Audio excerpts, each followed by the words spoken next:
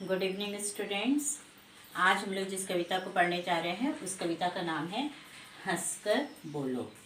हंसकर बोलो यानी मुस्कुराते हुए बोलो।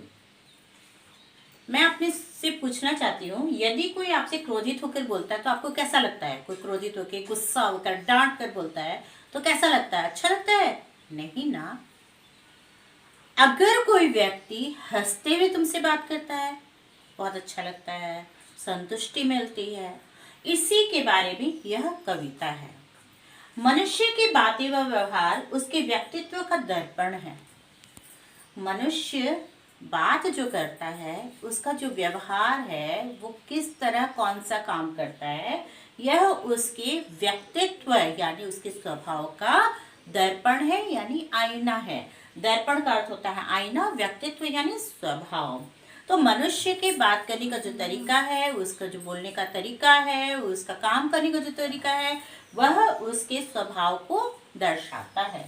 मीठा बोलने के साथ साथ सीधी व अस्पष्ट कही गई बात से आपके मन की स्वच्छता दिखाई देती है। अगर हम अस्पष्ट रूप से बोलते हैं, सीधी तरह से बात करते हैं, तो हमारे मन के जो बातें हैं उसके बारे में पता चलता है, उसका स्वभाव पता चलता है कि हमारा स्वभाव कैसा है। कविता में इन्हीं बातों पर जोर दिया गया है। इसी बात पर जोर दिया गया है कि हमें किस तरह बातें करनी चाहिए, कैसे बातें करनी चाहिए। सबसे पहले हम लोग कविता पढ़ेंगे और इसके बाद इसके अर्थ को समझेंगे। आइए हम लोग कविता पढ़ते हैं। आप लोग भी इसे जोर जोर से घर में बोलकर पढ़िएगा और उच्चारण पर ध्यान देंगे। जब बोलो तब हंसकर बोलो, बातों में मिश्री सी घोलो। जब बोलो तब सच सच बोलो, कभी न बातें रच रच बोलो। जब बोलो तब झुक कर बोलो, सोच समझ कर रुक कर बोलो। अपने मन की बातें खोलो, जब बोलो तब हंसकर बोलो। इस कविता को लिखने वाले हैं सोहन लाल द्विवेदी। जो कविता लिखता है उसे कवि कहते हैं और जो स्त्री यानी जो औरत कविता लिखती है उसे कवयित्री कहते हैं। तो इस कविता की कवि जो है वो है सोहनलाल द्विवेदी। अब हम लोग इस कविता को समझेंगे। जब बोलो तब हंसकर बोलो, हमें हंसते हुए बोलना चाहिए यानी मुस्कुराते हुए बोलना चाहिए। बातों में मिश्री सी घोलो, मिश्री खाए हो ना, मिश्री क्या होती है? मीठी होती है, उसका स्वाद मीठा होता है। तो हमें जो भी बातें करनी है वो इस तरह से बातें करनी है कि दूसरे को, जो भी सुन रहा है हमारी बातें, वह अच्छी लगे, उसे सुनने में अच्छा लगे।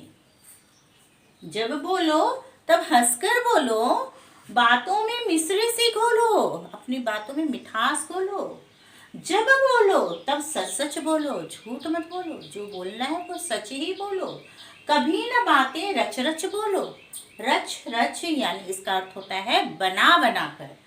हमें जो भी बातें करनी है वो सच बोलनी चाहिए, हमें बढ़ा चढ़ा करके नहीं बोलना चाहिए, बातें बना बना कर नहीं बोलनी चाहिए, हमें सच सच बोलनी चाहिए। जब बोलो तब झुक कर बोलो, झुक कर मतलब नम्रता पूर्वक, आदर पूर्वक बोलो। सोच समझ कर रुक रुक कर बोलो, सोच कर बोलो, समझते हुए बोलो कि हम क्या बोलना चाह रहे हैं और क्या बोल रहे हैं।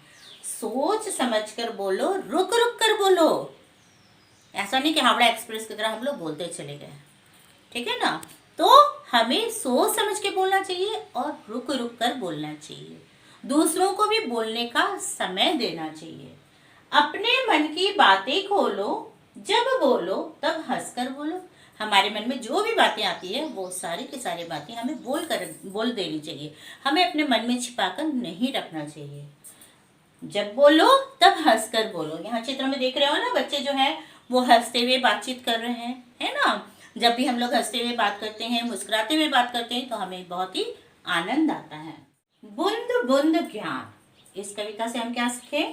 प्रसन्नता सभी सद्गुणों की माँ है। गेटे, गेटे एक जर्मनी कवि है, जर्मन के रहने वाले कवि है, जिन्होंने कहा है कि प्रसन्नता यानी खुश रहना सभी सद्गुणों की माँ है। यानी जितने भी सत्गुण, सत्गुण यानी अच्छे गुण हम में आते हैं, वह खुशी से ही आते हैं, प्रसन्न रहने पर ही आते हैं। अगर हम प्रसन्न नहीं रहेंगे तो बहुत सारी उल्टी पुल्टी बातें हमारे मन में आती हैं।